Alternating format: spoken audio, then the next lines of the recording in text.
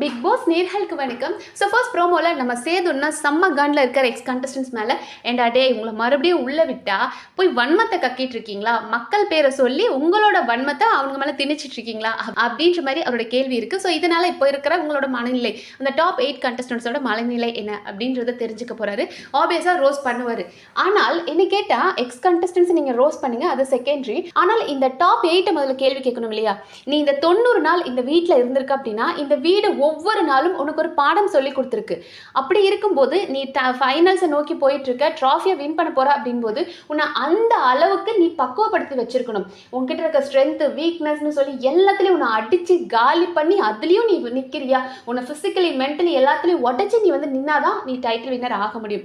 அப்படி இருக்கும்போது வெறும் இந்த 8 பேர் சொல்ற வார்த்தையை கேட்டு நீ உடஞ்சி நிற்கிற அப்படின்னா நீ இதுக்கு டிசர்விங்கா அப்படின்னு கேட்கணும்.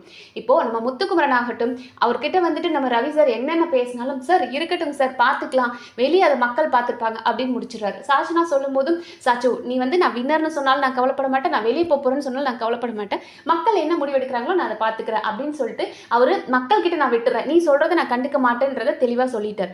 ஆனால் இப்போ சௌந்தர்யா எடுத்துக்கிட்டோம் அப்படின்னா ஐயோ என் கான்ஃபிடன்ஸை உடச்சிட்டாங்கன்னு அழுதாங்க. அப்பவே அவங்க இந்த வீட்டில் எந்த பாடமும் கற்றுக்கல, 90 நாள் அவங்க டிசர்விங் கிடையாதுன்றதை அவங்க காட்டிட்டாங்க. ஜாக்லினும் சரி வந்த அன்னைக்கு சுனிதா அவங்களை என்னென்னமோ சொல்லும் போதும் பரவாயில்ல அதுவும் பெர்ஸ்பெக்டிவ் அப்படின்னு கண்டுக்காம விட்டுட்டாங்க. ஆனால் நேற்று ஒரு இடத்துல உடஞ்சிட்டாங்க.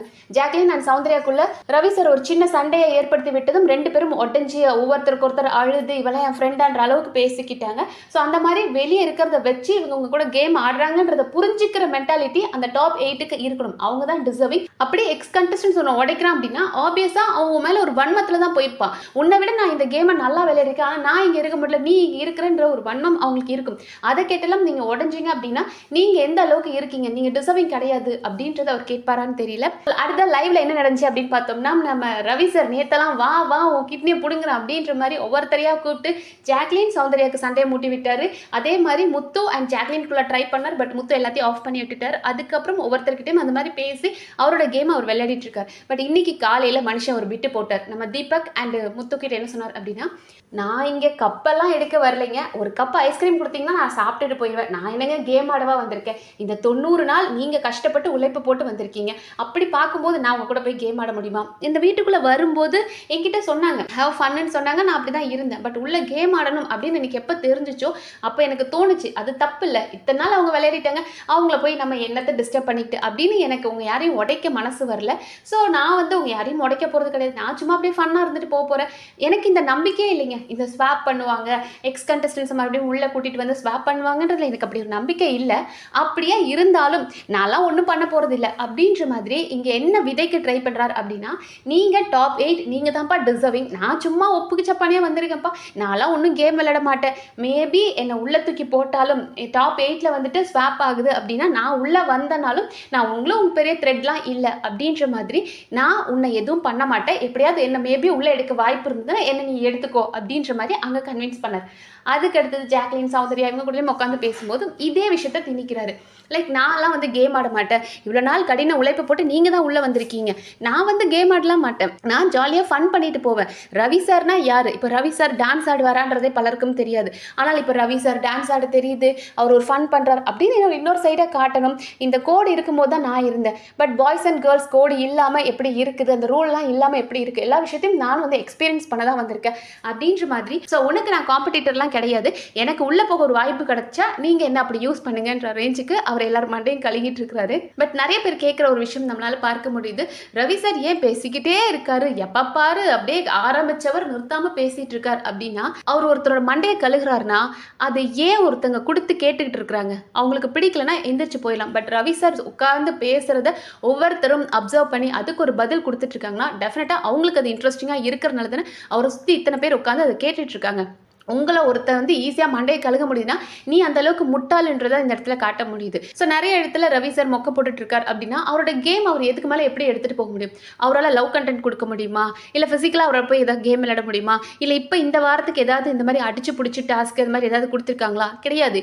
இப்போ இருக்கிற இந்த கடைசி 2 வாரங்கள் மைண்ட் கேம் தான் ஆடணும். ஸோ நம்மளோட ப்ளஸ் என்ன பேசுறது, அதை வச்சு நம்மளால் என்ன முடியுமோ இவங்களை கேம் ஆடலாம் அப்படின்றத அவர் பண்ணிட்டு இருக்காரு.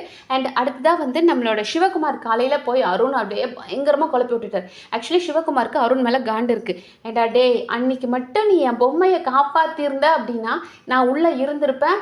அடுத்தது ஏஞ்சல் வர்சஸ் டெவில் டாஸ்க்கு வந்திருக்கும். அதுலேயும் நான் ஏஞ்சலாகவும் பெர்ஃபார்ம் பண்ணியிருப்பேன், டெவிலாகவும் பெர்ஃபார்ம் பண்ணியிருப்பேன், நான் சூப்பராக பண்ணியிருப்பேன். இப்போ எப்படி அஜித் சார் அப்படின்னு கொடுக்கும்போது சிவகுமார் நல்லா பண்ணார். அந்த வாக்கில் இருந்து நேற்று அந்த சாங் போட்டு எல்லாரும் ஓடி வரும்போது சிவகுமார் மட்டும் நடந்து வந்தார். ஏன்னா நம்மளோட அஜித் சாரோட ஸ்பெஷலே அவரோட வாக் தான். அந்த ஒரு ஸ்டைலிஷான வாக் இருக்கும் இல்லையா, அது நம்ம சிவகுமாருக்கு வரல. பட் இருந்தாலும் ஓடி ஏறாமல், ஸ்டேஜுக்கு ஓடி போய் ஏறாமல் நடந்து போனார் இல்லையா, அதுவே நல்லா இருக்கு. ஸோ பெர்ஃபார்மன்ஸ் அப்படின்னு வரும்போது சிவகுமார் நல்லா பண்ணுறார். ஸோ அதை தான் சிவகுமார் யோசிச்சார். அப்போ நான் பெர்ஃபார்மன்ஸ் வைஸ் நான் இருந்திருந்தேன்னா நான் இன்னும் கொஞ்சம் வெளியே தெரிஞ்சிருப்பேன். ஆனால் என்ன நீ துரத்தி விட்டதுக்கு நீ ஒரு காரணம், என் முதுகுல குத்துல என துரோகி அப்படின்ற வருத்தம் இருக்கு. அது வந்த அன்னைக்கு பேசி கிளியர் பண்ணிட்டார். பட் இருந்தாலும் இப்போவும் அவர் என்ன பண்றாருன்னா, முத்துக்குமரனுக்கு வெளியே ஒரு சப்போர்ட் இருக்கு. ஸோ முத்துக்குமரனுக்கு ஆப்போஸா இப்பவும் நம்ம அருணை திருப்பி விடணும் அப்படின்ற மாதிரி ஒரு கான்வர்சேஷன் பில்ட் பண்றாரு. லைக் இனிஷியல் ஸ்டேஜஸில் அருண் என்னெல்லாம் தப்பு பண்ணாரு, நீ ரொம்ப க்ளோஸாக தானே இருந்த முத்து கூட, அதுக்கப்புறம் நீ ஏன் விலகுன அப்படின் போது, அதாவது அந்த கோடு புரிஞ்சதுக்கப்புறம் நீ ஏன் விலகுன அப்படின்னு. ஏன்னா இந்த ஒரு கேள்வி நம்ம எல்லாருக்குமே இருந்திருக்கு. ஏன்னா கோடு பிரிஞ்சு அடுத்த நாளே பசங்க எல்லாரும் முத்துக்குமரனை கலட்டி விட்டுட்டு போயிட்டாங்க. அது முத்துக்குமரனோட இடத்துல ஃபீல் பண்ணியும் பேசிட்டு இருந்தார். லைக் ஒரு பவுலில் அருண் எல்லாருக்கும் இது எடுத்துகிட்டு போகிறான், கடலை எடுத்துகிட்டு போகிறான். யார் யாருக்கு அப்படின்னா அருண், விஷால், சத்யா, ஆனந்தி, அப்புறம் இன்னும் ஏதோ ஒரு பொண்ணு, 5 பேருக்கு மட்டும் தான் எடுத்துகிட்டு போகிறான். மாப்பிள்ளை எனக்கா அப்படின்னு நான் கேட்குறேன். முத்து போய் கேட்டதுக்கு, இல்லை மாப்பிள்ளை நாங்கள் இது சாப்பிட போகிறோம் அப்படின்னு நாங்கன்னு சொல்லிட்டு போயிட்டான். அப்போ தான் எனக்கு தெரிஞ்சது, இத்தனை நாள் நம்ம பாய்ஸ் டீமில் நம்ம ஃப்ரெண்ட்ஸ்ன்னு நினச்சி இவனுங்க யாருமே நம்ம ஃப்ரெண்ட்ஸ் கிடையாது, எல்லாருமே நம்மளை ஒரு அடியால் மாதிரி யூஸ் பண்ணியிருக்காங்க அப்படின்றத முத்துக்குமரன் ரொம்ப ஒரு இடத்துல ஃபீல் பண்ணி சொல்லியிருப்பார். அதை வச்சு சிவகுமார் கேட்கிறார், நீங்க தானே பிரிச்சுட்டீங்க முத்துவ அப்படின் போது, அதுக்கு அருண் என்ன சொல்றாருன்னா, இல்ல முதல்ல நாங்க ஒரே பாய்ஸ் டீம்ல இருக்கும்போது நாங்க கேம் ஆடினோம். பட் அதுக்கப்புறம் கோடு பிரிஞ்சதுக்கு அப்புறம் முத்து வேற கேம் ஆட ஆரம்பிச்சிட்டா, நாங்க காம்படிட்டர்ஸா மாறிட்டோம். அப்போ எங்க 2 பேத்துக்குள்ள டிஃப்ரெண்ட் ஆஃப் ஒப்பீனியன்ஸ் வந்திருக்கு அப்படின்றார். ஓகே, நீங்க காம்படிட்டர்ஸா இருக்கும்போது அந்த கேம்ல தானே நீங்க காம்படிட்டர், அதை தாண்டி வந்ததுக்கு அப்புறம் உங்களுக்குள்ள இருந்த அந்த ஃப்ரெண்ட்ஷிப் எங்க போச்சு? உண்மையாவே நீங்க அப்படி நினைக்கிறீங்கன்னா நீங்க கேம்ல எவ்வளவு வேணாலும் அடிச்சுக்கலாம், சண்டை போடலாம். பட் அடுத்த செகண்ட் முத்து பேசுறாருல, மாப்பிள்ள உனக்கு ஓகேவா, ஒன்றும் பிரச்சனை இல்லை அப்படின்னு கேட்குறாரு. அந்த மாதிரி அருண் எங்கேயாவது பண்ணியிருக்காரா? அந்த வெஞ்சன்ஸை கேரி பண்ணிட்டு தான் அருண் போயிருக்கார். அண்ட் மோர் ஓவர், இந்த கோடு பிரிக்கிறதுக்கு முன்னாடி இருந்தே பசங்களுக்குள்ள ஒரு டாக் இருந்தது. நம்ம பாய்ஸ் கேங்கில் முத்து மட்டும்தான் பேசுகிறான், முத்து நம்ம மண்டையை கழுகுறான்றாங்க. சேது நான் கேட்குறாரு, அவன் மட்டும்தான் பேசுகிறான் அப்படின்னா நீங்களாம் என்ன பண்ணுறீங்க, எல்லாத்தையும் முத்து முத்துன்னா அப்போ நீங்களாம் எதுக்குறீங்க, டைட்டில் அவன்கிட்ட கொடுத்துட்டு போயிடலாமா அப்படின்றத கேட்டதுக்கப்புறம் விஷால் ஒவ்வொருத்தர்கிட்டயா கூப்பிட்டு பேசினார். அது சத்யாவாகட்டும், அருண் ஆகட்டும், எல்லாத்தையும் விஷால் கூப்பிட்டு பேசினார்.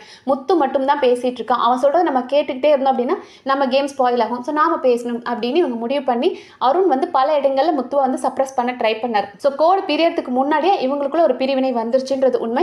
அண்ட் மோர் ஓவர் அருண் என்ன சொல்றாரு அப்படின்னா, முத்துக்கு அவனோட ஃப்ரெண்ட் மஞ்சரி வைல்ட் கார்டில் வந்ததுலேருந்து அவங்களோட ஐடியாலஜிலாம் சேமாக இருக்கிறனால அவங்க வேற மாதிரி ஒரு செக்டர் போயிட்டாங்க. இப்போ நம்மலாம் நானும் சத்யா, விஷால் நம்மலாம் ஒரு மாதிரி ஃபன் ஜோனில் இருந்தோம் அப்படின்னா அவங்களாம் ஒரு சீரியஸ் நோட்டில் என்னமோ எனக்கு ஃப்ரெண்டே வேணாம், நான் இந்த கேமு தான் முக்கியம் அப்படின்ற மாதிரி அருண் நம்ம முத்துவை ப்ரொஜெக்ட் பண்ணிட்டு இருக்காரு. இவங்க தான் மட்டும் ரொம்ப அன்பானவர்கள் மாதிரி அவங்க கேம் கேம் கேம் அப்படின்னு கேமுக்காக தான் எல்லாம் பண்றாங்க அப்படின்ற மாதிரி பண்ணிட்டு இருக்காரு. ஸோ இதனால அருண் மேல மறுபடியும் நமக்கு காண்டாகுது, டே பண்றதெல்லாம் நீ பண்ணிட்டு முத்துக்குமரன் சொல்றியா அப்படின்னு சொல்லி அருணை எக்ஸ்போஸ் பண்ணிட்டு இருக்காரு. ஸோ சிவகுமார் ஆசைப்பட்டது நிறைவேறிட்டு இருக்கு. ஏன்னா சிவகுமார் வெளியே பார்த்துட்டாரு, முத்துக்கு நிறைய சப்போர்ட் இருக்கு அப்படின்னு. ஸோ முத்தோட பேரை வச்சு அருணை காலி பண்ணிட்டு இருக்காரு. அண்ட் மோர் ஓவர் இன்னைக்கு அருண் எவிக்ட் ஆக வாய்ப்புகள் நிறைய இருக்கு அப்படின்னு இருக்காங்க.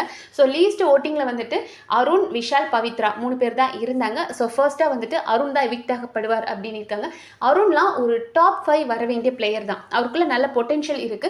பட் அவர் அதை அழகா சேனலைஸ் பண்ணாம ஒரு வன்மத்தோடயே ட்ராவல் பண்ணார். அவரோட கிராஃபே எப்படி இருந்தது அப்படின்னா, இனிஷியலா நான் ஒரு பாசக்காரன் அப்படின்ற மாதிரி, அந்த பாசம் பிளஸ் அவர் கேம் ஆடி இருந்தாலே போதும் அவரை அழகா டாப் 5 கூட்டிட்டு வந்திருக்கலாம்.